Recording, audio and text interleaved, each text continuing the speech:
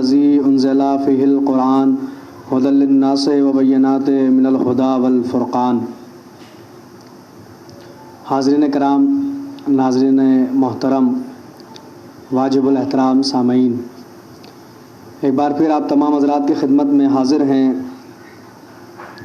جو سہ روزہ مجالس کا بعنوان مجالس ان تقاریر کا انعقاد کیا گیا ہے۔ مسلسل ویسے آپ حضرات سے گفتگو ہے یکم رمضان سے، اور جو عنوان گفتگو ہے ہمارا وہ تفسیر قرآن کے حوالے سے بات کر رہے ہیں، لیکن کل اور آج جیسا کہ آپ حضرات سے کہا گیا تھا کہ ہم مولا کائنات کے سلسلے میں بات کریں گے، اس لیے کہ آپ کی شہادت کے ایام ہیں، اور آج 21 رمضان مولا کائنات کی شہادت پرملال کی تاریخ ہے، اور اس شہادت کی میں اولاً امام عصر کی خدمت میں اور بعد و تمام عالم اسلام کی خدمت میں تعزیت و تسلیت پیش کرتا ہوں۔ کل سلسلہ گفتگو ہمارے اس منزل پہ آ کر رکا کہ میں نے آپ حضرات کی خدمت میں یہ پیش کرنے کی کوشش کی کہ کس طرح سے وہ حالات تھے، پرآشوب ماحول تھا، اور وہ کس طرح کے حالات تھے جب علی برسر اقتدار آئے اور مولا کائنات نے ظاہری خلافت کو قبول کیا اور آپ خلیفۃ المسلمین قرار پائے، چوتھے خلیفہ آپ قرار پائے۔ میں نے عرض کیا تھا کہ اگر بلا فصل علی کو اگر یہ خلافت ملتی بعد رسول تو اسلام کی صورت دوسری ہوتی، لیکن جو درمیان میں 3 فاصلے آئے، جو 3 گیپ درمیان کے اندر آئے، انہوں نے اسلام کی صورت کو بگاڑ کے رکھ دیا، انہوں نے اسلام کی تصویر کو بالکل مسخ کر دیا، بالکل تبدیل کر دیا، اور اس کی چند مثالیں آپ حضرات کی خدمت میں پیش کرنے کی کوشش کی گئی تھی کہ کس طرح سے مولا کائنات سن 36 ہجری میں میرے مولا برسر اقتدار آتے ہیں، اور 11 ہجری میں رسول دنیا سے جاتے ہیں، اور 36 ہجری میں مولا کائنات آتے ہیں۔ تقریباً 25 سال کا درمیانی وقفہ ہے حضور کے اور مولا کائنات کے درمیان کا۔ اس درمیان مولا کائنات آپ خاموش زندگی آپ نے گزاری اور آپ خاموش رہے۔ اس کے بعد جب برسر اقتدار آئے تو مولا نے خود کہا کہ جب لوگ شکم سیری پہ آمادہ نہ ہو اور حقدار کا حق نہ چھینا جا رہا ہو، ایسے میں اہل علم کو چاہیے کہ وہ اٹھ کھڑے ہوں اور وہ قیام کرے۔ لہٰذا مولا کائنات نے قیام کیا، اور اسی لیے کسی حقدار کا حق نہیں مارا گیا، نہ ہی کوئی شکم سیری پہ آمادہ تھا۔ مولا کائنات نے جو عاملین اور جو گورنرز اپنے معین کیے تھے، ان سب کو جو ہدایات مولا کائنات نے دی وہ قابل توجہ ہے، اور وہ اس لائق ہے کہ انہیں عنوان بنا کر بیان کیا جائے، خصوصاً وہ لوگ کہ جو حکومت کرتے ہیں، جو حاکم ہیں، اور جن کو سیاست سے دلچسپی ہے، پولیٹکس اور راجنیتی جو لوگ کرتے ہیں، ان کو دیکھنا چاہیے کہ سیاست کس طرح سے کی جاتی ہے، حاکمیت کس طرح سے کی جاتی ہے، ایک نظام کو کیسے چلایا جاتا ہے۔ باقاعدہ ایک کتاب تشکیل دی گئی جس کا نام ہے نظام مرتضوی۔ اگر آپ اس کو پڑھیں تو اس میں آپ کو سارا ملے گا کہ مولا کائنات نے جو سب سے پہلا عمل انجام دیا، سب سے پہلا حکم جو جاری کیا، سرکاری آرڈر جو جاری کیا تھا، وہ مولا نے کہا تھا کہ میں معاویہ ابن ابو سفیان کو شام کی گورنری سے معزول کرتا ہوں۔ مولا کائنات نے یہ حکم جب صادر کیا تو لوگ آئے، آنے کے بعد مولا سے کہا یا علی ذرا سا جو ہے وہ ہلکا ہاتھ رکھیے، اگر میں آسان لفظوں میں آپ کو سمجھاؤں تو ذرا سا رعایت سے کام لیجئے۔ آپ جو ہے وہ اس لیے کہ پچھلے 25 سال سے یا 3 سال آپ نکال دیں، دوسرے دور حاضر میں انہوں بنایا گیا تھا دور خلافت میں، تو تقریباً 22 سال سے ایک انسان جو ہے وہ گورنر ہے، آپ اسے معزول کرتے ہیں، ذرا سا آپ جو ہے رعایت سے کام لیں۔ اس وقت ابو طالب کے بیٹے میرے مولا نے ایک جملہ کہا، خدا کی قسم اگر تمام تر جو ہے وہ دنیا کے حاکموں کی حکومت ایک طرف اور علی کا ایک جملہ ایک طرف، علی نے پلٹ کے جب مولا نے کہا میں اسے معزول کرتا ہوں، لوگوں نے کہا کہ یا علی ذرا سا رعایت سے کام لے، تو علی نے کیا کہا؟ علی نے کہا علی حکومت کرے یا عدل یا گوشہ نشینی، یا علی حکومت کرے گا عدل کے ساتھ یا پھر گوشہ نشین ہو جائے گا۔ جیسے 25 سال علی نے زندگی گزاری ویسے علی بقیہ زندگی گزار دے گا، لیکن اگر حکومت کرے گا تو عدل کے ساتھ۔ پھر مولا کائنات کا وہ دوسرا جملہ کہ جو تاریخ کے صفحات پہ جلی حرفوں سے لکھا گیا ہے بلکہ سنہری حرفوں سے لکھا جائے، جو علی کی عدالت کو بیان کرتا ہے کہ علی نے کیا کہا، کہا مجھے قتل کیا گیا ہے شدت عدالت کی بنا پر۔ علی نے کہا عدلیہ گوشہ نشینی، شدت عدالت۔ اس لیے مولا کائنات نے ایک عمل یہ بھی انجام دیا کہ آپ نے عدلیہ کو، عدالت کو حکومت سے الگ کیا ہے۔ اس لیے کہ آپ سے پہلے جتنے بھی آئے تھے ان کا کیا تھا، ان کا یہ تھا کہ جو حاکم ہوتا تھا وہی منصف ہوتا تھا، یعنی جسے حاکم، جسے خلیفہ بنایا گیا، آپ فدق کا مقدمہ اٹھا کے دیکھیں تو اس میں کیا ہوا، فدق کے مقدمے میں یہی تو ہوا تھا۔ وہ پورا مقدمہ فدق کے عنوان سے 3-4 تقریریں میں نے کی ہے، وہ یوٹیوب پہ آپ دیکھ سکتے ہیں۔ اس میں کیا ہوا فدق کے مقدمے میں، یعنی جو منصف تھا وہی ملزم ہے، جو انصاف کرنے والا ہے اسی کے خلاف جو ہے وہ کیس کیا گیا ہے، جو سنوائی، جو ججمنٹ جسے دینا ہے، جو جج ہے اسی کے خلاف کیس کیا گیا ہے۔ تو جج اپنے ہی خلاف فیصلہ کیسے سنائے گا؟ اس لیے مولا کائنات نے عدلیہ کو، مولا کائنات نے عدالت کو جو حکومت سے الگ کر دے۔ کیوں؟ تاکہ حاکم وقت اگر خود ملزم ہو تو اسے بھی عدالت کے کٹگھرے میں لا کے کھڑا کر دیا جائے، اسے بھی لا کے کھڑا۔ اس لیے مولا کائنات نے عدالت کو الگ کیا، کہا کہ عدالت الگ ہے اور نظام حکومت الگ ہے۔ بہت سی ایسی نظام حکومت ہے، مولا کائنات نے جو آرڈر آپ نے جاری کیے وہ ایک ایسے ہیں کہ انہیں عبرت ہے اس کے اندر، اگر پڑھا جائے انہیں۔ آپ نظام مرتضوی، میں نے کتاب کا نام آپ کو بتایا کہ دستیاب ہے، ویسے PDF دستیاب ہے، آپ ڈاؤن لوڈ کر کے پڑھ سکتے ہیں کہ کس طرح سے مولا کائنات نے آرڈر کیے تھے، جو حکم مولا کائنات نے دیے تھے، اور کس طرح سے گورنروں کو معین کیا، ان گورنروں کو جو ہدایات ہیں جو مولا کائنات نے کہا۔ خدا کی قسم کل جو میں نے عرض کیا تھا، کسی نے کمنٹس بھی کیا تھا اس پہ کہ مولا کائنات حضرت علی بن ابی طالب جو ہے وہ، ان کا کہنا یہ تھا کہ چھپ کے جو ہے ہیلپ کی جائے، اور وہ مولا کائنات نے جب مصر کا گورنر بنا کے بھیجا مالک اشتر کو، تو مولا کائنات نے مالک سے کیا کہا مالک دن میں مستحق تلاش کرنا اور رات میں ان کی ضرورتوں کو پورا کرنا، دن میں تلاش کرو، رات میں جو ہے پورا کرو۔ مالک نے پوچھا مولا ایسا کیوں، ہم دن میں مدد کیوں نہیں کر سکتے؟ تو مولا نے پلٹ کے کیا کہا اگر تم دن میں مدد کرو گے تو جو ضرورت مند ہے ہو سکتا ہے وہ تم سے اپنی نگاہیں نہ ملا سکے، تم سے نگاہ نہ ملا سکے، اس لیے دن میں تلاش کرو۔ دیکھو حکومت کی جاتی ہے ایسے، مدد ہوتی ہے تو ایسے، کسی کی ہیلپ اگر ہو تو اس طرح سے ہو کہ دن میں تلاش کرتے تھے مالک اشتر خود جا کر، منہ پہ کپڑا لپیٹ کر۔ وہ مولا کائنات کا جو سیریل بنایا گیا اس میں بھی آپ دیکھ سکتے، یوٹیوب کے اندر پورے قسطیں اس کی موجود ہوں گی کہ دن میں جاتے تھے، تلاش کرتے تھے، ہاں اسے مستحق کو ضرورت ہے، اس چیز کی ضرورت ہے، اور رات میں اس کے دروازے کے باہر لے جا کے وہ چیز رکھتے تھے، اسے معلوم ہی نہیں ہوتا تھا کون ہے جو میری ضرورت کو پورا کر کے چلا گیا۔ وہی کہ دائیں ہاتھ سے دو تو بائیں کو پتہ نہ چلے، یہ طریقہ، یہ پورا مولا کائنات نے اپنے گورنرز کو، اگر اس دور میں بتاؤں تو اپنے حکومت میں اپنے MPs اور اپنے MLAs کو جو حکومت صادر کرے وہ مولا کائنات، جو گورنر معین کیا، حاکم مطلب MPs اور MLAs جو مولا کائنات نے ان کو بتایا، جو ہدایتیں ان کو کی ہیں، انہیں آپ دیکھیں تاریخ کے صفحات میں محفوظ ہے۔ نہج البلاغہ، میرے پاس نہج البلاغہ موجود ہے، نہج البلاغہ میں دیکھیں، پڑھیے آپ نہج البلاغہ کو، اس لیے کہ قرآن مجید اور جو نہج البلاغہ گھر کے طاق کی زینت بنانے کے لیے نہیں ہے، پڑھنے کے لیے ہے، ان کو پڑھے گے کیا کیا ہدایات مولا کائنات نے کی ہے۔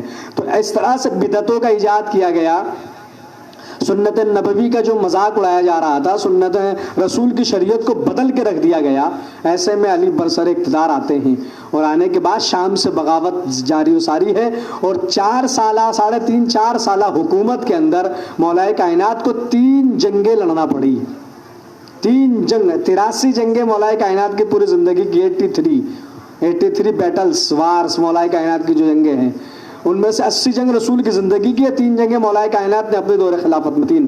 سب سے پہلے جنگ جمل مولا کائنات لڑتے ہیں، اس کا بیس کیا تھا؟ ساری جنگیں میں آپ کو نہیں سناؤں گا، ہیڈ لائن سے خالی، باقی تاریخ کے صفحات پہ آپ دیکھیں اور علماء سے رجوع کریں، علماء آپ کو بتائیں اس میں کیا ہوا۔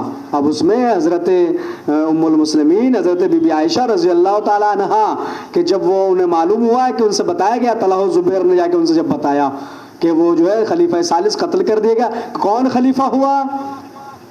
کہا کہ علی بن ابی طالب۔ جو جملہ انہوں نے کہا، علماء شیعہ علماء سنی سب نے لکھا کہ پلٹ کے زوجہ محترمہ اور رسول کی زوجہ نے کیا کہا کہا کہ یہ سننے سے پہلے زمین پھٹ جاتی اور اس میں سما جاتی کہ علی کو خلیفہ معین کر دیا گیا۔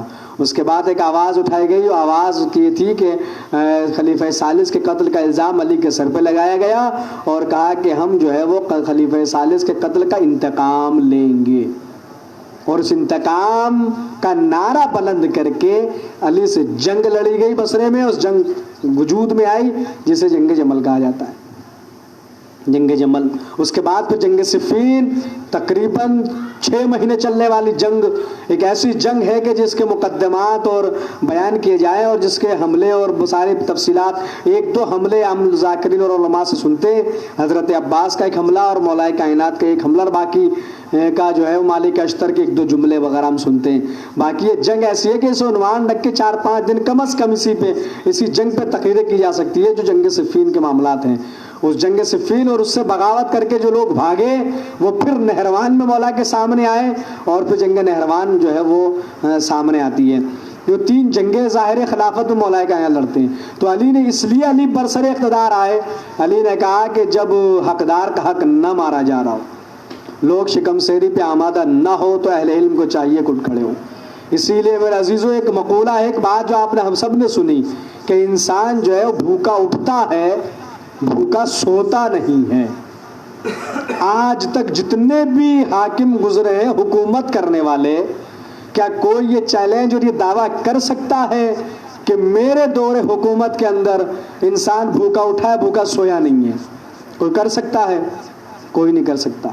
دور حاضر کے اندر دیکھیں تو آج کا آنکڑا جو ہمیں بتایا جاتا ہے وہ یہ ہے کہ 130 کروڑ بھارتی آبادی میں تقریباً 49 کروڑ لوگ بھوکے ہیں آج کی تاریخ میں، جو آنکڑے ہمارے سامنے آتے ہیں۔ آج کی تاریخ کے آنکڑے میں آپ کے سامنے بیان کر رہا ہوں کہ اس لاک ڈاؤن کے زمانے میں حکومتیں ہو رہی ہے، حکومت کی جا رہی ہے، سرکار چل رہی ہے، سب کام ہو رہے ہیں، لیکن 49 کروڑ لوگ 130 کروڑ میں سے بھوکے ہیں، جنہیں کھانا نصیب نہیں ہو رہا ہے۔ تو کیا کوئی یہ دعویٰ کر سکتا ہے؟ کوئی بھی حاکم تاریخ میں دور حاضر کا ہو، ماسبق ہو، اس سے پہلے جو گزرے سب، کہ میرے دور حکومت میں جب میں نے حکومت کی تو انسان بھوکا اٹھا لیکن بھوکا سویا نہیں، کوئی نہیں کر سکتا۔ اگر کسی نے دعویٰ کیا ہے تو وہ ایک ذات ہے، اور وہ ذات ہے علی ابن ابی طالب کی ذات۔ مولا کائنات کے اس دور حکومت کے لیے یہ کہا گیا ہے کہ ان 4 سالوں میں جب علی برسر اقتدار تھے، جہاں جہاں علی کی حکومت تھی وہاں انسان بھوکا اٹھا ہے، بھوکا سویا کوئی نہیں، اس لیے کہ حقدار کا حق نہیں مارا جا رہا تھا۔ اللہ نے سب کا رزق معین کیا ہے، اگر کسی کو رزق نہیں ملا تو آپ سمجھیے کہ اس کے حصے کا رزق کسی ظالم نے چھین لیا ہے، کسی نے غصب کر لیا ہے، کسی نے اس کا حصہ چھین لیا ہے جو اس کو نہیں ملا ہے۔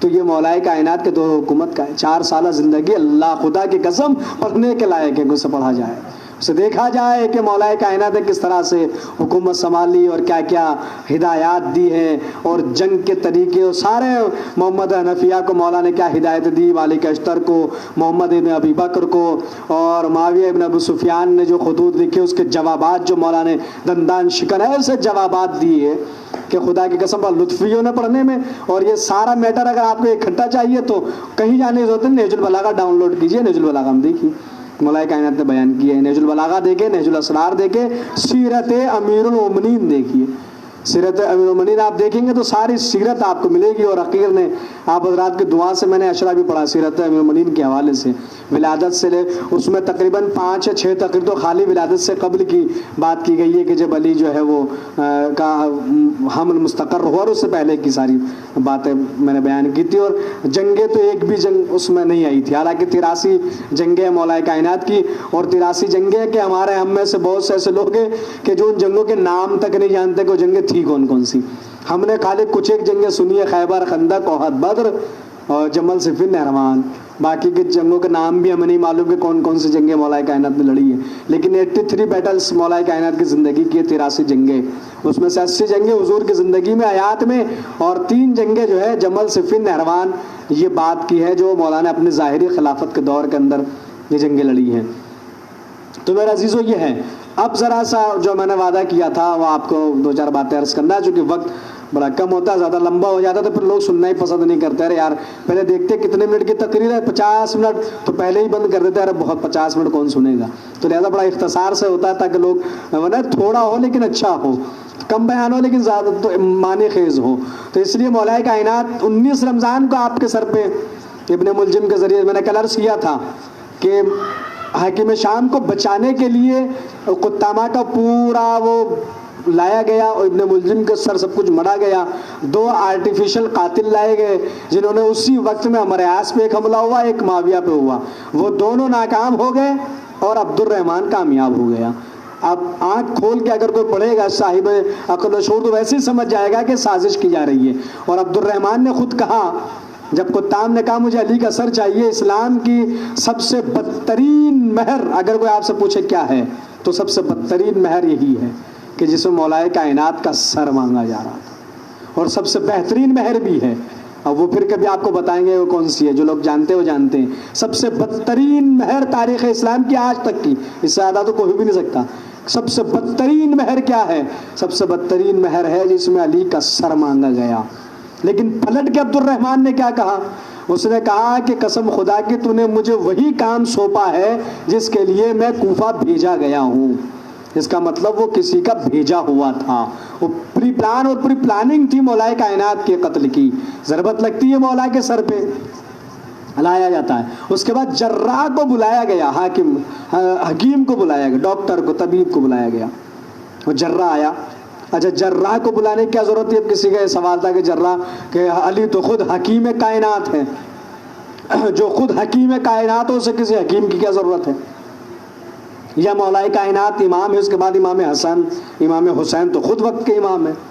امام حسین کی وہ ذات ہے جو فرشتوں کو شفا دے دیتے ہیں. تو جب وہ بیٹا ایسا موجود ہے تو پھر حکیم کو بلانے کی کیا ضرورت ہے؟ حکیم کو بلایا گیا. اس کی وجہ 2 ہے. پہلی وجہ تو یہ ہے جو عقلی وجہ ہے. عقلی وجہ یہ کہ بلایا گیا تاکہ آنے والے لوگوں تک، مولا کائنات کے چاہنے والوں تک پیغام جائے کہ اگر ڈاکٹر کی ضرورت ہو تو جب علی کو ڈاکٹر کی ضرورت تھی تو بلایا گیا تو تم بھی بلاؤ، ڈاکٹر کے پاس جاؤ، طبیب کے پاس جاؤ. اگر حکیم کی ضرورت ہے تو حکیم کو دکھاؤ، کیونکہ علی کے زخم کو بھی دکھایا گیا. کہ آنے والے یہ نہ کہتے کوئی کہ بھائی ہمیں تو ڈاکٹر کی ضرورت نہیں ہے اس لیے کہ علی نے تو دکھایا نہیں، ہم کیوں دکھائیں. تو لہٰذا پہلی عقلی وجہ یہی ہے، ہمارے لیے ضرورت نہیں تھی انہیں کسی حکیم کی لیکن بلایا گیا. دوسرا شاید اس لیے بلایا گیا تاکہ حکیم اور جراح جو علی کے زخم کو دیکھ کر کہے اس کا اسٹیٹمنٹ تاریخ میں اور ہسٹری میں نوٹ کیا جائے. اور اس کا اسٹیٹمنٹ نوٹ ہے، تاریخ میں لکھا ہوا ہے اس کا بیان. اس نے علی کے زخم کو دیکھ کر کیا جملہ کہا؟ اس نے دیکھ کر سب سے پہلا جملہ یہ کہا کہ یہ اب تک زندہ کیسے ہیں؟ اس لیے کہ زہر دماغ میں سرائیت کر چکا. یہ ہر کتاب کے اندر آپ کو جملے مل جائیں گے جو بیان کر رہا ہے، کسی حوالے کی ضرورت نہیں ہے. جس کتاب میں آپ دیکھیں گا علی کی شہادت کے بعد اس میں دکھے گا کہ جب جراح کو بلایا گیا اس نے جو اسٹیٹمنٹ دیا ہے، جو بیان دیا وہ یہ دیا. زخم دیکھا، دیکھنے بعد کہا کہ زہر اتنا، زہر کے کیسا تھا؟ ابن ملجم نے خود اس بات کا اقرار کیا کہ ایسا زہر تھا کہ اگر ایک قطرہ دریا میں ڈالے تو ساری مچھلیاں مر جائیں. اس زہر میں اس نے 1 مہینے تک تلوار کو بجھائی، پھر علی کے سر پہ ضربت لگی. اس کے بعد زخم اتنا گہرا تھا کہ دماغ میں وہ زہر پہنچ چکا تھا. جراح نے یہ کہا کہ زندہ کیسے؟ دماغ میں زہر پہنچ چکا. تاریخ میں لکھا ہوا جملہ جراح کا، کوئی یہ نہیں کہہ سکتا یہ شیعہ تھا، اس نے اپنی طرف سے بیان کیا. جراح حکیم کا جملہ ہے. اور اس نے دیکھنے کے بعد کہا کہ دماغ میں زہر پہنچ چکا. اب زہر پہنچنے کے بعد دماغ میں مولا کائنات کی وصیتیں دیکھیں تو مولا نے علم کا دریا بہایا ہے. علی کے زبان سے علم کا دریا بہ رہا ہے. کب؟ جب زہر دماغ میں پہنچ چکا ہے. تو اب رہتی دنیا تک لوگوں تک پیغام پہنچایا. امام حسن نے جراح کو بلا کر لوگوں کے منہ پہ تماچا جڑا اور جواب دیا ان لوگوں کو کہ جس کا وسیع دماغ میں زہر پہنچنے کے بعد بھی علم کا دریا بہائے اس کے رسول کو معمولی بخار میں ہذیان کیسے ہو سکتا؟ جن لوگوں نے یہ کہا ہے، بیانات دیے ہیں تاریخ میں کہ رسول کو نعوذ باللہ ہذیان، دماغ خراب ہو گیا تھا، رسول کا بخار چڑھ گیا تھا. ارے دماغ میں زہر پہنچنے کے بعد تو علم کا دریا بہ رہا ہے، تو معمولی بخار میں دماغ کیسے خراب ہو جائے؟ اور عجیب بات یہ میرے عزیزو، تعجب کی بات ہے، اگر آپ مجھے سن رہے ہیں، صاحبان ولایت کے لیے ایک جملہ کہتا چلو جو مولا کی ولایت کا اقرار کرتے ہیں، مولا آپ سب کو آباد رکھے، شاد رکھے، سلامت رکھیں، اور ہمارے فرد صاحب کے جو ہے اللہ جزائے خیر دے، ان کے گھر میں برکتیں، رحمتیں، نعمتیں نازل کرے، بہت اچھا انہوں نے جو ہے وہ ارینجمنٹ کیا ہے۔ تو میرے عزیزو عرض میں یہ کر رہا کہ ایک طبیب آتا ہے یونان سے، وہ واقعہ مجھے نہیں سنانا، آپ نے 12 سنا ہے۔ کیوں آیا وہ؟ کہا میں دماغ کا اسپیشلسٹ ہوں اور میں مسلمانوں کے نبی کا علاج کرنے آیا ہوں۔ اس نے کہا نا، یونان کا طبیب تھا، آیا تھا وہ یونان سے۔ اس نے کہا تجھے کیسے معلوم؟ کا میں نے سنا ہے کہ مسلمانوں کے نبی کا دماغ خراب ہو گیا، نعوذ باللہ، خاکم مدن نقل کفر کفر نباشد۔ لیکن جملہ ہے نا یہ، اس کا مطلب یہ کہ اس دور کا میڈیا بھی بڑا فاسٹ تھا، حالانکہ الیکٹرونک میڈیا نہیں تھا لیکن بڑا فاسٹ تھا۔ کہاں یونان اور کہاں عرب، لیکن عرب میں ایک رسول کے اوپر الزام لگتا ہے کہ نہضیان ہو گیا اور یونان تک خبر پہنچ جاتی ہے اور یونان سے طبیب آ جاتا ہے علاج کرنا رسول کا۔ عجیب بات ہے اور حیرت ہے ایسی میڈیا کے اوپر، اور لعنت بھی ہے ایسی میڈیا کے اوپر کہ جنہوں نے رسول کے دماغ کی خبر جو ہے وہ یونان تک پہنچا دی اور علی کی ولایت کی خبر محلے تک نہیں پہنچ پائی۔ کسی کو پتہ ہی نہیں چلا کہ غدیر میں کیا ہوا، لیکن رسول کا دماغ خراب ہوا تو یونان تک خبر چلی گئی۔ بتائیے کس طرح کے پترکار تھے اس زمانے میں بھی، اینکرز، اور وہ جسے ہم مورخ کہتے ہیں، تاریخ لکھنے والے، کہ یونان تک دماغ خراب کی خبر جا رہی ہے، لیکن علی کی ولایت کا اعلان جو 1.25 لاکھ لوگوں کے سامنے ہو رہا ہے۔ دیکھیے تاریخ اسلام کی جتنی بھی حدیثیں ہیں، ہر حدیث کے راوی کتنے ہوں گے؟ 5، 10، 20، 50۔ واحد حدیث حدیث غدیر کہ جس کے 1.25 لاکھ راوی ہیں۔ کسی اور حدیث کتنے راوی ہو تو بتائیں، عالم اسلام بتائیں، کسی اور حدیث کتنے راوی؟ 1.25 لاکھ راوی جس حدیث کے تھے وہ حدیث محلے میں بھی نہیں پہنچی، اور رسول کے دماغ خراب ہونے کی خبر یونان چلی جاتی ہے۔ تو بھیا میڈیا کا معاملہ تو اس جیسا اب ہے ویسا ہی پرانا سسٹم ہے، کوئی نیا نہیں ہے ان کا معاملات سارے، یہ سب بہت پرانی باتیں، پڑھے لکھے لوگ جانتے ہیں اچھی طرح سے، ان کی مکاریاں اور عیاریاں سب جانتے ہیں کہ لوگ کیا بیانات ہو رہے ہیں، جو سب جانتے ہیں، جو لوگ پڑھے لکھے لوگ ہیں، جو بھکت وقت ہے ان کا اندھ وقت ہے، ان کا تو کوئی لینا دینا نہیں ہے، تو جانتے ہیں کہ ہسٹری میں سب چلتا ہے، سب آیا ہے۔ تو میرا عزیزو یہ کہ اس نے جو اسٹیٹمنٹ دیا وہ بتایا امام حسن نے بلا کے کہ سن لو جرا کیا کہہ رہا ہے، یہ اسی نبی کا وصی جس پر تم نے ہذیان کا الزام لگایا، اب اس کے زبان سے علم کا دریا بہ رہا ہے، اور جو علم کا دریا بہا وہ آپ مولا کائنات کا جو ہے وصیت نامے میں دیکھ سکتے ہیں کہ جس کے دماغ میں زہر پہنچ چکا ہے، زہر پہنچنے کے بعد اس نے جو وصیتیں کی ہیں، اب وہ وصیتیں میں آپ کو سناؤں۔ مکتوب نمبر 47 نہج البلاغہ کے اندر موجود ہے۔ جو لوگ دلچسپی رکھتے ہیں، صاحبان ذوق ہیں، صاحبان شوق ہیں، وہ باقاعدہ نہج البلاغہ میں جا کے پڑھ سکتے ہیں۔ اور ابھی وصیت نامہ میں آپ کو وصیتیں سنانے کے بعد ایک اور آپ کی خدمت میں ایک بات عرض کروں گا، بڑی اہم بات ہے۔ یہ مولا کائنات کا وصیت نامہ مکتوبات میں اگر آپ دیکھیں 3 پارٹ ہیں نہج البلاغہ کے، خطبات، مکتوبات، کلمات قصار۔ تو آپ جو ہے وہ سیکنڈ پارٹ کے اندر جو مکتوبات آپ دیکھیں گے، اور نہج البلاغہ آپ کو جو ہر زبان میں موجود ہے، اردو میں، انگلش میں، گجراتی میں، ہر زبان میں اویلیبل ہے، آپ چاہیں تو خرید سکتے ہیں، نہیں تو آپ پلے اسٹور میں جا کے بھی اگر آپ نہج البلاغہ سرچ کریں گے تو اس میں بھی ڈاؤن لوڈ کر کے آپ پڑھ سکتے ہیں۔ وصیت کر رہے ہیں مولا کائنات، کب اس میں لکھا ہے؟ ابن ملجم کی ضربت لگنے کے بعد، یعنی وہ دماغ میں زہر پہنچ چکا۔ وصیت مولا کائنات کر رہے ہیں 20 رمضان کی رات، نماز مغرب اور عشاء سے فارغ ہونے کے بعد کی وصیتیں۔ وصیتیں مولا کائنات نے پہلے اپنے ساتھیوں کو بلایا، اس میں اسبق بن نباتہ تھے، اور مولا کائنات کے صحابی حجر بن عدی تھے، رشید حجری تھے، سب نام موجود ہے تاریخ میں۔ ان لوگوں کو مولا نے وصیتیں کی۔ اس کے بعد امام حسن اور امام حسین کو بلایا، اور بلانے کے بعد مولا کائنات وصیت کرتے ہیں۔ علم کا دریا علی کے زبان سے بہ رہا ہے، دماغ میں زہر پہنچنے کے بعد یاد رکھیے گا علی کیا وصیت کرتے ہیں۔ مولا کائنات پہلی وصیت کرتے ہیں، میں تم دونوں کو وصیت کرتا ہوں اللہ سے ڈرتے رہو، اسی کو ماں بے تقوی اللہ۔ پہلی وصیت مولا کائنات کی ہے کہ علی تقوی کی وصیت کر رہے ہیں، اس لیے کہ علی امام المتقین ہے، علی انہی کا امام ہے جو صاحبان تقوی ہے، جو متقی ہے۔ اس لیے علی نے پہلی وصیت کی، میں تم دونوں کو وصیت کرتا ہوں اللہ سے ڈرتے رہنا، دنیا کے خواہش مند نہ ہونا۔ اب یہ وصیت وہی کر سکتا ہے جس نے دنیا کو 3 مرتبہ طلاق دی ہو، کہ جو جائے وہ تو اپنے اولاد سے کہہ کر جائے، کہ دنیا کے، اب میں اگر اس کی تفصیلات بیان کروں وقت بہت ہو جائے گا، لیکن میں تفصیلات میں نہیں جاؤں گا نہ تفسیر میں جاؤں گا، صرف وصیتیں میں آپ کو سنا رہا ہوں، اور کیوں سنا رہا ہوں اس کی وجہ میں آپ کو بتاؤں گا۔ دنیا کے خواہش مند نہ ہونا، مولا وصیت کر رہے ہیں، اگرچہ وہ تمہارے پیچھے لگے اور دنیا کی کسی ایسی چیز پر نہ کوڑنا جو تم سے روک لی جائے۔ یعنی کہ مولا کائنات کہہ رہے ہیں کہ اگر دنیا تمہارے پیچھے بھی آئے، تمہارے پیچھے بھاگے، تب بھی جو ہے اس کو مڑ کر نہ دیکھنا، اور اگر دنیا میں کوئی ایسی چیز تمہیں نہ ملے تو کوڑنا مت، پریشان مت ہونا، یہ مت کرنا کرے افسوس نہ کرنا کہ یہ چیز ہمیں نہیں ملی ہے۔ جو کہنا حق کے لیے کہنا، وصیت کر رہے ہیں مولا کائنات، جو کہنا حق کے لیے کہنا، جو کرنا ثواب کے لیے کرنا۔ وہی لوگ وہاں کہتے ہیں نا صاحب ہم نے مجلس کری ہے لاک ڈاؤن میں، یا ہم نے تابوت اٹھایا ہے، کسی پہ احسان نہیں کیا ہے آپ نے۔ آج دیکھ رہے ہیں، میں کل سے آج صبح سے میں دیکھ رہا ہوں، ہم نے تابوت اٹھا لیا اور ہم نے مجلس کری لاک ڈاؤن میں، ہم نے کسی پہ، آپ نے مولا علی پہ احسان نہیں کیا تابوت اٹھا کے، آپ نے مجلسیں کر کے لاک ڈاؤن میں احسان نہیں کیا کسی پہ۔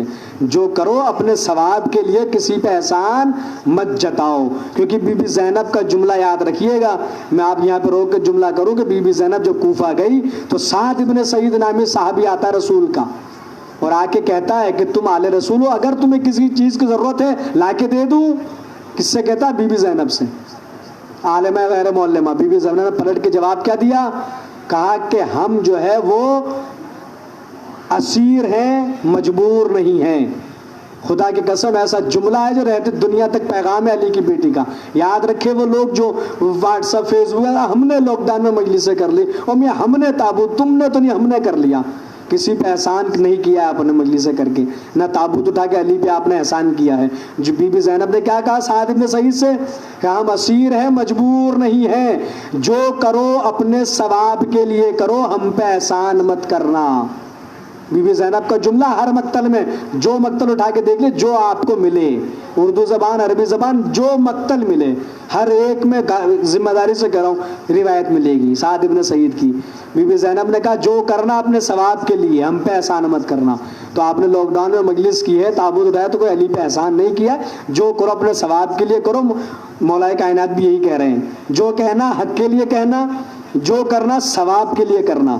ظالم کے دشمن اور مظلوم کے مددگار بنے رہنا، ظالم کی کبھی حمایت مت کرنا، اس لیے کہ ظالم کی حمایت کرنے والا بھی ظالم ہوتا ہے۔ جو آپ زیارت وارثہ ہم پڑھتے ہیں، لعن اللہ امتن قتلت کا، ولعن اللہ امتن ظلمت کا، ولعن اللہ امتن سمیت بذالک فرضیت بے۔ اس پہ لعنت جس نے ظلم کیا، اس پہ لعنت جس نے قتل کی، اس پہ لعنت جو سن کر خوش ہو گیا کہ میاں ہمیں کیا لینا دینا، نہ تو ہم کی طرف نہ ان کی طرف، وہ بھی لعنت کے زمرے میں آتا ہے۔ اگر میں تفصیلات بیان کروں وقت بہت ہو جائے گا، معذرت کے ساتھ مجھے وصیت آپ کو سنانی ہے۔ مولا کہہ رہے ہیں ظالم کے دشمن اور مظلوم کے ہمیشہ مددگار بنے رہنا۔ میں تم کو، اب میں آپ کو وصیت نامہ یہ کیوں سنا رہا ہوں، مولا کائنات نے اگلا جملہ کہتے ہیں، میں تم کو اپنی تمام اولاد کو، اپنے کنبے کو، اور جن تک میرا یہ نوشتہ پہنچے سب کو وصیت کرتا ہوں۔ یعنی یہ وصیت صرف نہ علی کی اولاد کے لیے تھی، نہ امام حسن امام حسین کے لیے تھی، دراصل یہ وصیت تھی ہمارے لیے، ہم لوگوں کے لیے، اور رہتی دنیا تک، جب تک یہ دنیا جائے گی علی کا کلام رہے گا، علی کی وصیتیں رہے گی، اور رہتی دنیا تک ہر ایک کے لیے یہ علی کی وصیتیں ہیں جو مولا کہہ کے جا رہے ہیں۔ میں سب کو وصیت کرتا ہوں، کہا کہ اللہ تقوی کی۔ مولا کائنات پر امام اپنے بیٹوں سے کہا میں تم دونوں کو تقوی کی وصیت کرتا ہوں، پھر کہا کہ میں اپنی اولاد کو، اپنے کنبے کو، خاندان کو، اور جس تک میرا نوشتہ پہنچے سب کو میں تقوی کی وصیت کرتا ہوں۔ اس کے بعد مولا فرماتے ہیں اپنے معاملات درست اور آپس کے تعلقات سنبھال کے رکھنا، سلجھائے رکھنا، یعنی مولا صلہ رحمی کی ہدایت کر رہے ہیں، اپنے آپس میں میل جول رکھ کے رکھنا۔ اب اگر مولا کائنات کی وصیت پہ عمل کرنا اپنا فریضہ سمجھتے ہیں آپ لوگ جو مجھے سن رہے ہیں، تو صلہ رحمی قائم رکھنا، رشتہ داروں کے آنا جانا قائم رکھنا، کسی سے بھائی بھائی کا دشمن نہیں رہے گا اگر مولا کی وصیتیں کسی کو، میں بتاؤں گا ابھی، آپ ایک جملہ میں عرض کروں گا جو میں نے آ رہا ممبروں سے کہا، اس سال تو بہرحال ممبر سے بڑا افسوس ہے کہ نئی مجلس ہو پائی، لیکن جب اس کے ذریعے سے میں آپ تک بات پہنچاؤں گا۔ مولا کہتے ہیں اپنے معاملات درست اور آپس میں سلجھائے رکھنا، کیونکہ میں نے تمہارے نانا رسول اللہ سے سنا، مولا حدیث کوٹ کر رہے ہیں، امام حسن امام حسین سے کہہ رہے ہیں آپس کے تعلقات سلجھائے رکھنا، پھر اب حدیث کوڈ کی کہ میں نے تمہارا نانا سے سنا ہے. اب کوئی یہ نہیں کہے گا سب حدیث ہم مانتے ہی نہیں ہیں. مولا کائنات کہہ رہے کہ میں نے سنا ہے. مولا کہتے حدیث کیا ہے؟ مولا کائنات فرماتے حدیث یہ ہے کہ آپس کی کشیدگیوں کو مٹانا. آپس میں عربی متن بھی اس کا سناؤں گا. آپس کی کشیدگیوں کو مٹانا عام نماز روزے سے افضل ہے. نماز دین کا ستون ہے، روزہ واجب ہے، لیکن کیا کہتے ہیں آپس کی کشیدگیوں کو، جو دلوں میں نفرتیں اور کدورتیں بھری ہوئی ہیں، انہیں مٹانا عام نماز اور روزوں سے افضل ہے. یعنی نمازی اور روزے دار سے افضل وہ انسان ہے جو آپس کی کشیدگیوں کو مٹاتا ہے. مولا کائنات فرما رہے، حدیث فرمائی. مولا نے کیا فرمایا؟ صلاح ذات البین افضل من عامت الصلاۃ والصیام. یہ عربی متن ہے جو نہج البلاغہ میرے وہاں موجود ہیں. عام نماز اور روزے سے افضل ہے. پھر مولا کائنات یتیموں کے بارے میں فرماتے ہیں، دیکھو یتیموں کے بارے میں اللہ سے ڈرتے رہنا اور ان کے دہن کے لیے فاقے کی نوبت نہ آئے. ایسا نہ ہو کہ تم کھا کے پیٹ بھر کے ڈکارے لو اور کوئی یتیم بیچارہ بھوکا رہ جائے. وصیت کر کے جا رہے مولا کائنات خدا کی قسم، اور تمہاری موجودگی میں وہ تباہ و برباد نہ ہو جائیں. یتیم. اپنے ہمسایوں کے بارے میں اللہ سے ڈرتے رہنا. اب ہمسائے کے بارے میں کہہ رہے ہیں پڑوسیوں کے حقوق. آپ کا جو نیبر ہے، آپ کا ہمسایہ پڑوسی، اس کے بارے میں کہتے ہیں اللہ سے ڈرتے رہنا، کیونکہ ان کے بارے میں تمہارے پیغمبر نے برابر ہدایت کی ہے اور آپ اس حد تک ان کے لیے سفارش فرماتے رہے. اب جملہ سنیے گا، پڑوسی کے بارے میں حقوق کیا ہے، ہمسائے کے حقوق کیا. مولا کائنات کہتے ہیں کہ آپ پیغمبر اسلام برابر سفارش فرماتے رہے. کس کے بارے میں؟ ہمسائے کے بارے میں. کہ ہم لوگوں کو یہ گمان ہونے لگا کہ آپ انہیں بھی ورثہ دلائیں گے. یعنی اتنی زیادہ تاکید پڑوسی کے بارے میں کی گئی کہ مولا فرماتے ہمیں گمان ہو کہ ایسا ہو کہ رسول کے ورثے میں یہ بھی حقدار ہو جائیں پڑوسی. یہاں تو بھیا اولاد جو ورثہ ہوتی ہے تو بیٹیوں کو ہم ورثہ ہی نہیں دیتے. بیٹیاں ورثے میں حقدار ہے کہ نہیں ہے؟ یہ میں نے مقدمے فدق کی تقاریر میں عرض کیا، یا جو لوگ سنے انہوں نے سنا، جو نہیں سنا وہ سن سکتا. تقریریں ہے نا، حق ہے، لیکن دیتا ہے کوئی نہیں دیتا. چاہے جائے کہ پڑوسی ہمسائے کو تو جانے دیجیے آپ. یہاں پہ جو ہے وہ ہم خود ہی جو ہے سوچتے ہیں کہ ہمیں زیادہ مل جائے، بیٹیوں کو تو دیتے ہی نہیں ہیں. تو یہ مولا کائنات کہہ رہے ہیں کہ پڑوسی کے بارے میں اتنا زیادہ سفارش کرتے تھے کہ ہمیں گمان ہوا کہ ورثہ نہ دلائیں انہیں. قرآن کے بارے میں اللہ سے ڈرتے رہنا. یتیموں کے بارے میں فرمایا، پڑوسیوں کے بارے میں فرمایا، اب قرآن کے بارے میں فرما رہے ہیں کہ قرآن کے بارے میں اللہ سے ڈرتے رہنا. ایسا نہ ہو کہ دوسرے اس پر عمل کرنے میں تم پر سبقت لے جائیں. اور دور حاضر میں دیکھ لیجیے آپ، بڑے فخر سے کہتے ہیں آئنسٹائن نے یہ کہا، قرآن نہج البلاغہ نہ ہوتی تو میں ہلاک ہو جاتا. بڑے فخر سے بیان کرتے ہیں ہم. اس کا مطلب یہ ہے کہ نہج البلاغہ اور قرآن پہ ہم پہ سبقت لے گیا. عیسائی تھا لیکن ہم سے سبقت لے گیا. ہے کہ نہیں؟ جو سائنسداں ہیں آپ ان کے بارے میں پڑھتے ہیں، سائنس سے تعلق رکھتے ہیں. مجھے تو زیادہ وہ نہیں تعلق ہے، لیکن جو سائنس کے اسٹوڈنٹس وہ جانتے کہتے ہیں نا اس بات کو کہ نہج البلاغہ سے آئنسٹائن کے بارے میں کہتے ہیں اور جو گزر کے بارے میں بیانات کی جاتے ہیں. مولا کہتے کہ کہہ کے جا رہے ہیں کہ ایسا نہ ہو کہ قرآن پہ تمہارا غیر سبقت لے جائے، تم نہ پہنچ پاؤ، دوسرا قرآن کے ذریعے سے پہنچ جائے. مولا وصیت کر کے جا رہے ہیں. اگر ہم نے وصیتیں کی ہوتی، علی کی وصیت پہ عمل کیا ہوتا تو آج مثال آئنسٹائن کی نہیں دی جاتی، ہماری دی جاتی. ہمارے بارے میں کہا تھا کہ دیکھو اس نے قرآن کے ذریعے ترقی کی ہے، اس نے قرآن کے ذریعے سے کیا ہے.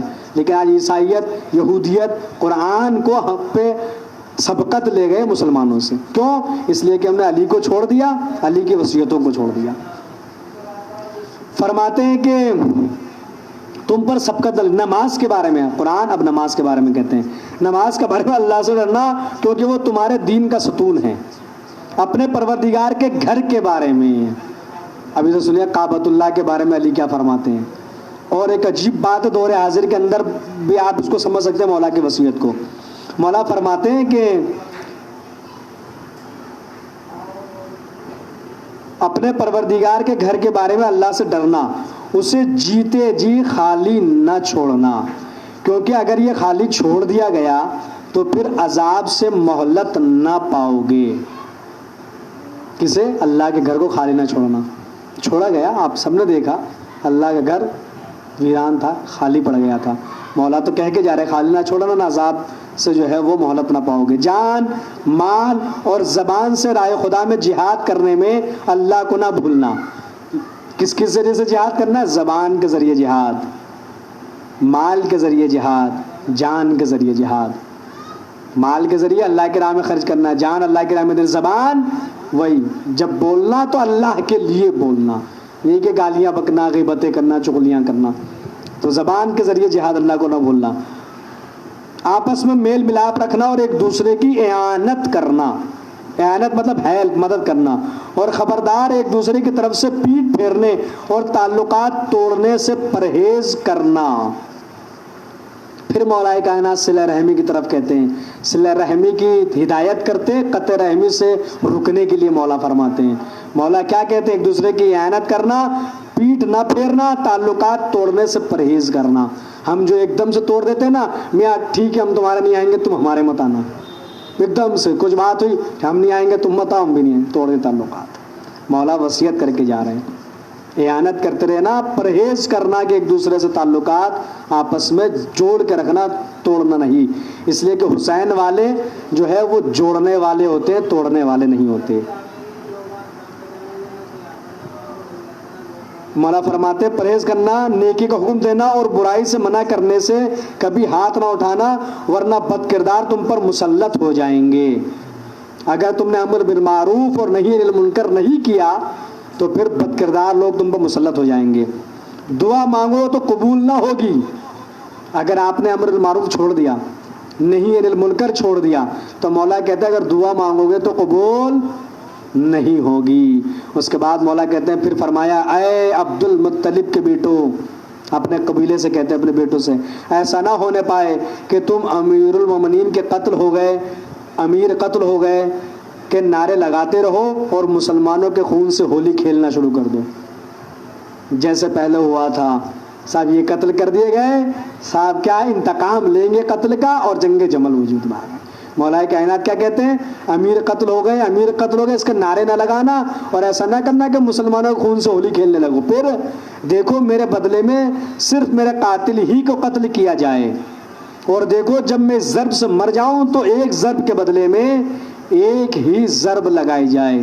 اس لیے کہ عبد الرحمن نے میرے ایک ضرب لگائی ہے تو بدلے میں ایک ضرب لگائی جائے، زیادہ ضربیں نہ لگائی جائے. اس کے بعد آخری وصیت ہے، مولا فرماتے اس شخص کے ہاتھ پیر نہ کاٹنا، کیونکہ میں نے رسول اللہ صلی اللہ علیہ وآلہ وسلم کو فرماتے سنا ہے کہ خبردار کسی کے ہاتھ پیر نہ کاٹو، اگرچہ وہ کاٹنے والا کتا ہی کیوں نہ ہو.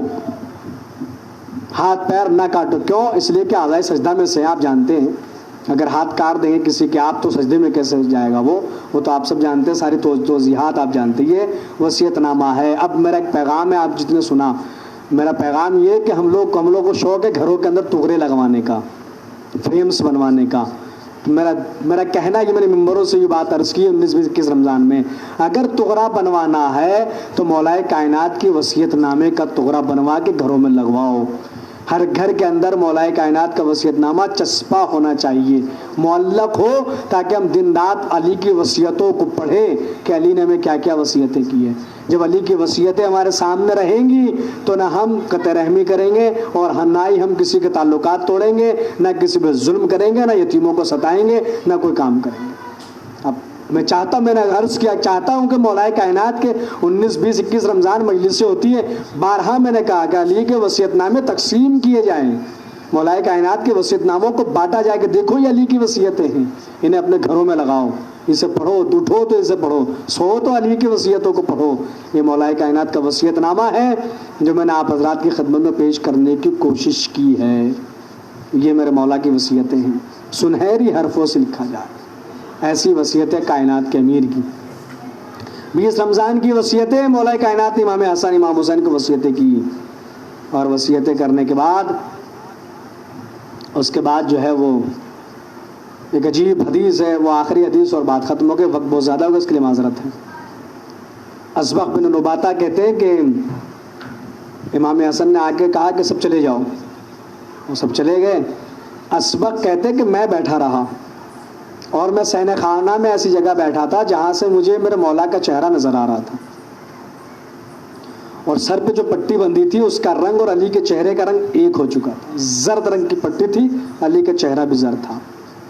اور ساسا ابن سوحان کی ایک روایت ہے، وہ 20 رمضان کی، بڑی ایسی روایت ہے خدا کی قسم کہ اگر آپ پڑھ لیں گے تو ایمان تازہ ہو جائے گا۔ کیا فضیلت ہے جو مولا کائنات نے خود اپنی زبان سے بیان کی۔ وہ ساسا ابن سوحان کی روایت ہے کہ ساسا ابن سوحان نے سوال کیا، علی نے اس کے جوابات دیے۔ اسبغ بن نباتہ وہ کہتے ہیں کہ سب چلے گئے، میں بیٹھا رہا، میں علی کا چہرہ دیکھتا رہا۔ جب میں دیکھتا رہا تو جب ویڈیو سنیے گا دیکھے گا تو میری طرف دیکھے گا، جب میں اب آپ کو سمجھ میں آئے گا۔ تو اسبغ کہتے ہیں کہ جب میں بیٹھا رہا تو امام حسن نے کہا کہ اسبغ بابا نے کہا کہ سب چلے جائیں۔ کہا جیسے ہی اٹھنا چاہا تو علی نے اشارہ کر کے امام حسن کو بلایا کہ اسبغ کو بلاؤ۔ اسبغ کہتے ہیں کہ میں گیا تو علی نے مجھے اپنے سرانے بٹھایا، اور سرانے بٹھانے کے بعد میرا دائنا ہاتھ لیا اور اپنے ہاتھ میں لے کر اس طرح سے پکڑا، انگلیوں میں انگلیاں پھنسائی اور میرے ہاتھ کو پکڑا، اسبغ بن نباتہ۔ اور پکڑنے کے بعد جملہ کہا، علی نے کہا اسبغ جب رسول کا وقت آخر تھا تو میں رسول کے پاس ایسے ہی بیٹھا تھا جیسے تم میرے پاس بیٹھے، اور رسول نے میرا ہاتھ ایسے ہی پکڑا تھا جیسے میں نے تمہارا ہاتھ پکڑا ہے۔ اور اس کے بعد اسبغ رسول نے مجھے جملہ کہا، ایک فقرہ کہا۔ اسبغ نے کہا مولا فرمائیے۔ کہا کہ اسبغ رسول اللہ نے کہا کہ علی جو آنکھ والدین ہو، جسے والدین آنکھ کر دے، اس پہ جنت کی خوشبو بھی حرام ہے۔ جنت میں جانا تو دور، خوشبو بھی حرام ہے۔ اتنی دور وہ جنت سے ہوگا کہ اس تک خوشبو بھی نہیں پہنچے گی، جسے والدین آنکھ کر دے۔ اسبغ کہتے ہیں میرا ہاتھ انگلیوں میں پھنسا کے علی بیٹھے تھے، اور جملہ کا اب اگلا جملہ ہے جو مولا کائنات نے یہ کہا، یہ تو آپ نے کتابوں پڑھا ہے کہ آنکھ والدین پہ جنت کی خوشبو حرام، رسول نے فرمایا۔ اس کے بعد اگلا جملہ کہا کہ رسول نے مجھے کہا کہ علی میں اور تم اس امت کے باپ ہیں، میں اور تم اس امت کے باپ ہیں۔ یعنی اس کا مطلب ہے جسے رسول اور علی آنکھ کر دے وہ رسول کی امت سے خارج ہو جائے گا، اور جو رسول کی امت سے خارج ہو گیا اس پہ جنت میں جانا تو دور، جنت کی خوشبو بھی حرام ہو جائے۔ اسبغ کہتے ہیں کہ میرے مولا نے کہا کہ رسول نے کہا انا والی ابوے ہذہ الامہ، میں اور علی اس امت کے باپ ہیں۔ اب جس نے علی کو چھوڑ دیا اب وہ جنت کی آرزویں نہ کرے، اور وہ نہ سوچے کہ میں جنت میں جاؤں، اس پہ جنت کی خوشبو بھی حرام ہے۔ اسبغ بن نباتہ میرا مولا وصیتیں کر چکے، اور جو وصیتیں ہو گئی تو اب روایت یہی تو کہتی ہے، بیان کرتی ہے کہ میں نے جملہ کہا نا کہ رسول اللہ نے کہا کہ علی اور میں اس امت کے باپ ہیں، تو عزیزو جب علی دنیا سے چلے گئے تو صرف زینب یتیم نہیں ہوئی ہے، صرف ام کلثوم یتیم نہیں ہوئی، حسن و حسین یتیم نہیں ہوئے، بلکہ آج پوری امت مسلمہ یتیم ہو گئی، اس لیے کہ علی اس امت کا باپ ہے، اور جب باپ کا سایہ سر سے اٹھ جاتا ہے تو یتیم ہو جاتے ہیں۔ آج امت مسلمہ یتیم ہوئی، آج علی دنیا سے ہمیں چھوڑ کر چلے گئے۔ اللہ اکبر، میرا مولا وصیتیں کر رہا تھا، یتیموں کے بارے میرے مولا نے وصیتیں کی کہ ان کا خیال رکھنا۔ میں ہاتھ جوڑ کے میرا مولا یتیموں کا بڑا خیال ہے، آپ نے کہا ایسا نہ ہو کہ ان کے سر پہ کوئی دستے شفقت پھیرنے والا نہ ہو۔ یا علی، جو علی یتیموں کے بارے میں ایسی وصیتیں کر رہا تھا، جب اس کی پوتی یتیم ہوتی ہے تو منہ پہ تماچے مارے جاتے ہیں، گوشواروں کو چھینا جاتا ہے، سر سے ردائیں چھینی جاتی ہے۔ اللہ اکبر۔ عزاداران امام 21 رمضان سن 40 ہجری روز جمعہ تھا، وہ جمعے کا دن تھا، اور 21 رمضان 1441 ہجری آج کا دن بھی جمعے کا دن ہے۔ یعنی علی جس دن دنیا سے گئے تھے وہ دن بھی جمعے کا دن تھا، اور آج جب علی کی شہادت کی تاریخ آئی ہے تو آج کا دن بھی جمعے ہی کا دن ہے۔ اللہ اکبر۔ اب جب وصیتیں کر چکے تھے، ایک مرتبہ اشارہ کر کے زینب علیہ مقام کو علی نے قریب بلایا۔ ارے زینب جیسی بیٹی اپنے بابا کے قریب آ کے بیٹھی۔ جب زینب قریب آ کے بیٹھی، علی نے اپنا سر زینب کے زانو پہ رکھ دیا۔ ارے بیٹی نے اپنے باپ کے سر کو زانو پہ رکھا، اپنے بابا کے سر پہ ہاتھ رکھا۔ ایک بار نہ جانے کیا بات چیت ہوئی، کسی کو معلوم نہ ہو سکا کہ علی نے زینب سے کیا کہا۔ روایتیں بیان کرتی ہیں کچھ پتہ نہ چلا کہ کیا کہا۔ پتہ کب چلا؟ جب عصر عاشور حسین غریب نے آ کے کہا علیکن منی سلام، زینب حسین کا سلام آخر ہو، اجرکم اللہ۔ جب حسین جانے لگے، ایک مرتبہ کیا کہا، زینب آگے بڑھی اور بڑھنے کے بعد اپنے بھائی کے حلقوم کا بوسہ لینا شروع کر دیا۔ ارے جب بوسہ لیا تو کہا بوسہ کیوں لیتی ہو؟ کہا کہ تم پوچھتے تھے نا کہ 21 رمضان کی شب میں بابا نے مجھ سے کیا کہا تھا۔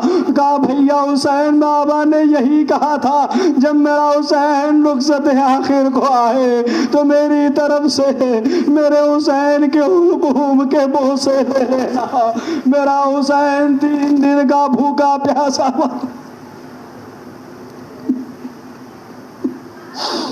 اجرکم اللہ۔ آزاداران امام۔ اب روایت آگے بڑھی، بی بی زینب نے ایک مرتبہ حسین بھی تو آگے بڑھے تھے اور حسین نے کہا زینب ذرا سر سے ردا تو ہٹاؤ، ذرا بازو سے ردا ہٹاؤ۔ اللہ اکبر، اللہ اکبر۔ زینب گھبرائی، کہا بہن گھبراؤ نہیں، کوئی نامحرم دیکھنے والا نہیں ہے۔ زینب نے بازو سے ردا ہٹائی، حسین آگے بڑھے، زینب کے بازوؤں کا بوسہ لیا۔ کہا بازو کا بوسہ کیوں لیتے ہو؟ کہا بابا نے مجھ سے بھی کہا تھا حسین میری زینب کے بازو میں رسن باندھی جائے گی، میری زینب کی میری طرف سے بازوؤں کے بوسے لے لینا۔ اللہ اکبر۔ جب دونوں باپ اور بیٹی میں بات ہو چکی تو زینب جب ایک مرتبہ اپنے بابا پہ روئی تو ایک بار علی نے کہا اے حسن ان کوفے والوں سے کہہ دو کہ دیکھو میری زینب ہے، جب یہ 61 ہجری میں اسیر ہو کے آئے تو اسے پتھر نہ مارنا، اسے باغی کی بہن نہ کہنا۔ اجرکم اللہ۔ اللہ اکبر۔ آزاداران امام 21 رمضان سن 40 ہجری میرا مولا اس دنیا سے رخصت ہو رہا۔ اب علی جب وصیتیں کر چکے، اب ایک بار سب کو امام حسن کے حوالے کرنا شروع کیا۔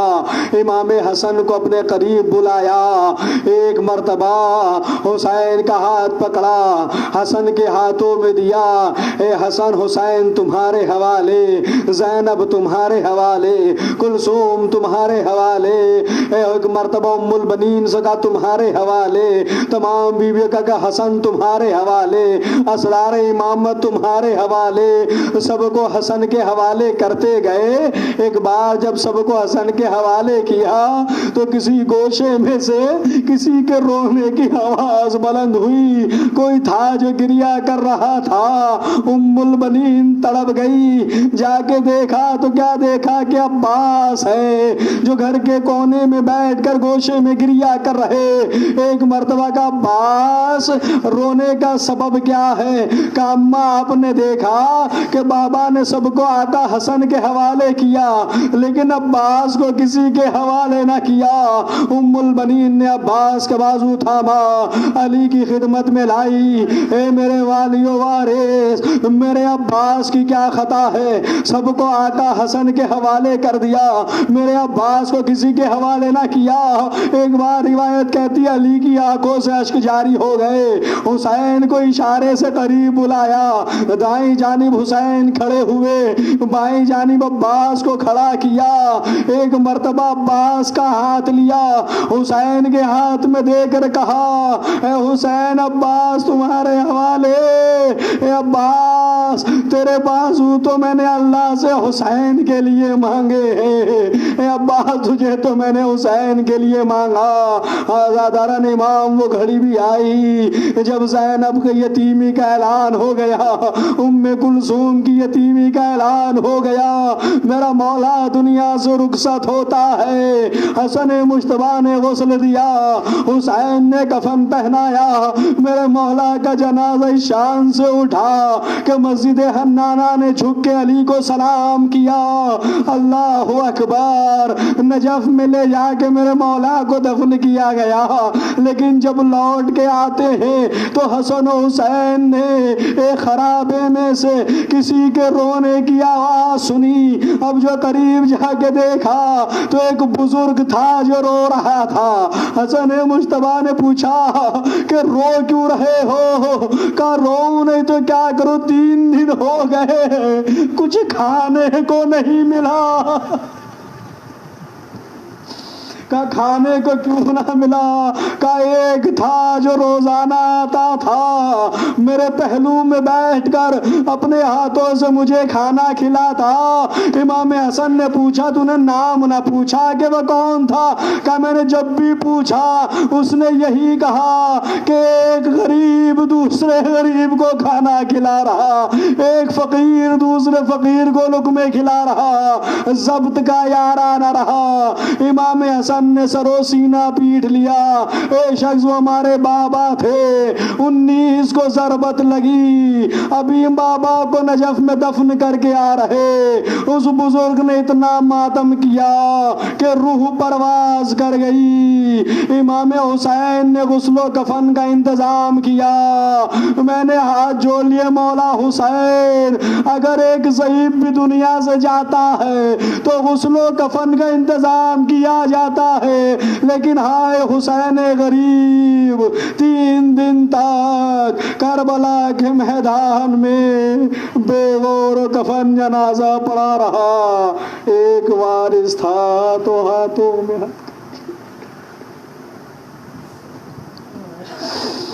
سيعلم الذين ظلموا أيام ينقلبون إنا لله وإنا إليه راجعون رضا بقضاء وتسليم۔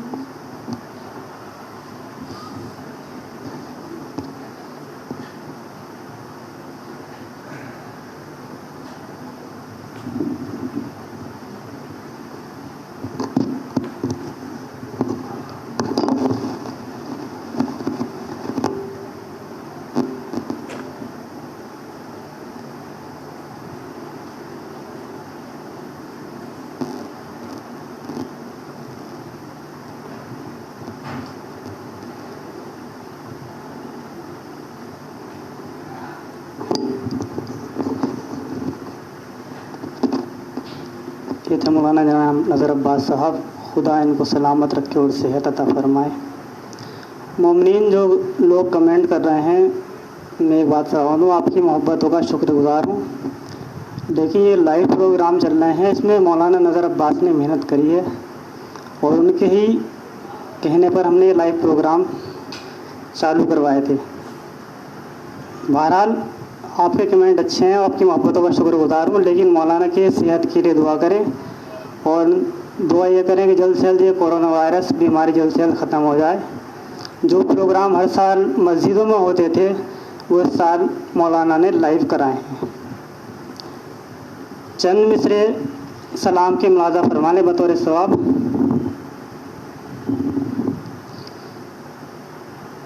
رو رو کے علی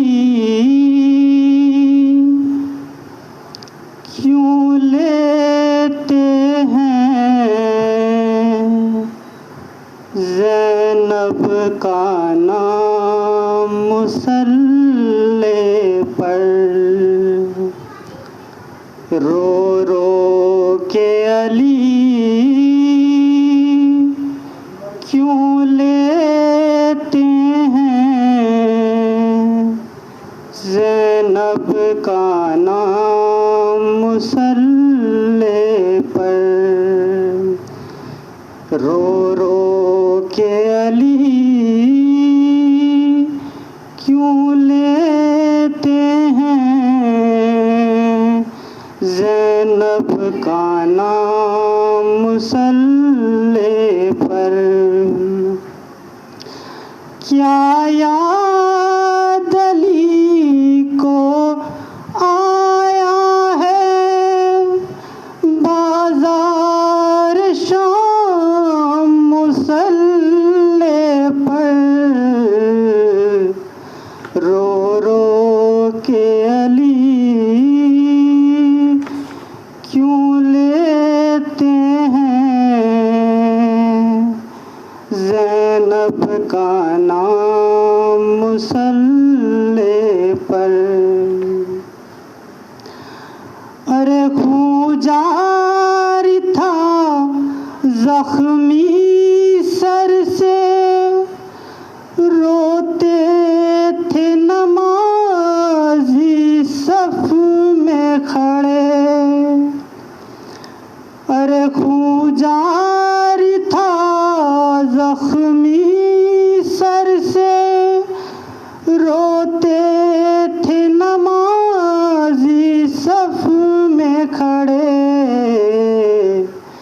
کس طرح حسن نے رو رو کر کی فجر تمام مصلی پر، رو رو کے علی کیوں لیتے ہیں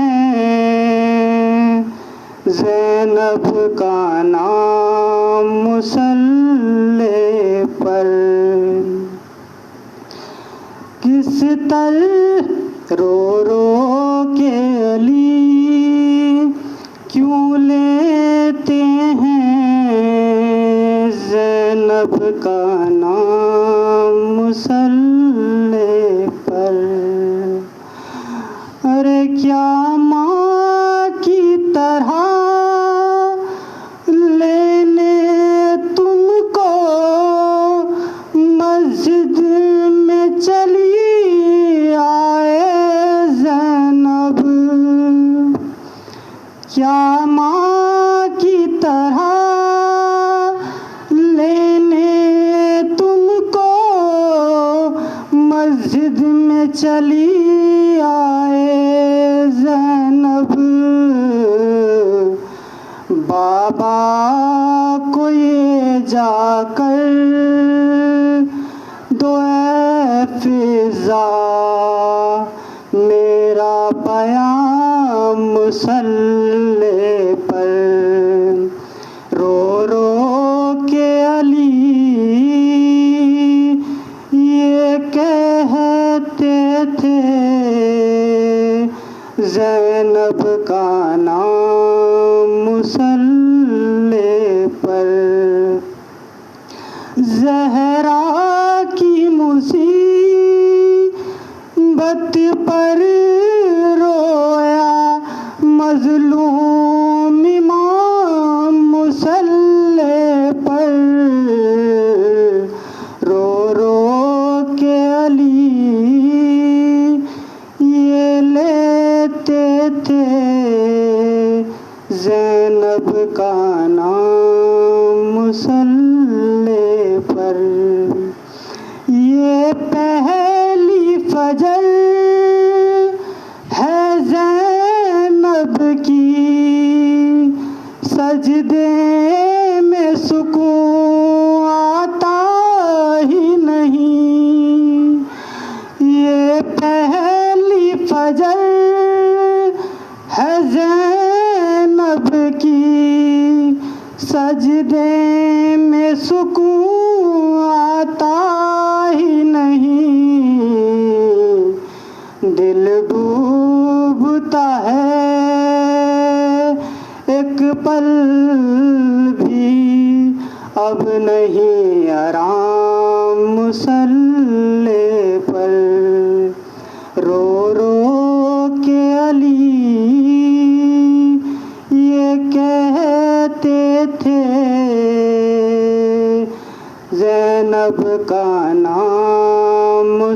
مسلے پر دیوار کعبہ بیٹھ گئی، الحمد لہو میں ڈوب گئی، دیوار کعبہ بیٹھ گئی، الحمد لہو میں ڈوب گئی، امت سے ملا ہے مولا کو یہ کیسا انعام مسلے پر، رو رو کے علی یہ لیتے تھے زینب کا نام مسلے